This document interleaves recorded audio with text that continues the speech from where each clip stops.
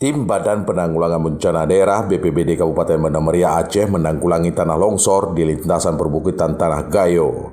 Proses pembersihan bencana alam itu tetap menggunakan protokol kesehatan seperti memakai masker dan pemberlakuan jaga jarak.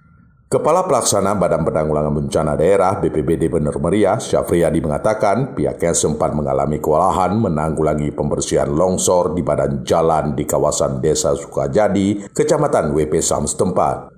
Jalur ini merupakan satu-satunya yang menghubungkan Banda Meriah dengan kabupaten lain, yaitu Aceh Tengah dan Gayo Luwes.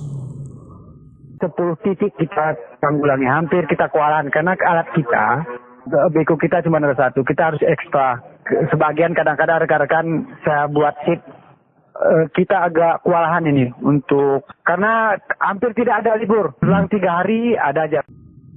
Kalak BPBD Banda Meriah, Syafriyadi menghimbau masyarakat pengguna jalan raya yang terlibat antrian disebabkan terputusnya jalur tersebut untuk tetap mentaati prokes COVID-19. Kegiatan kerumunan atau keramaian di kalangan sopir dan penumpang angkutan di lokasi bencana itu harus dicegah di tengah wabah corona.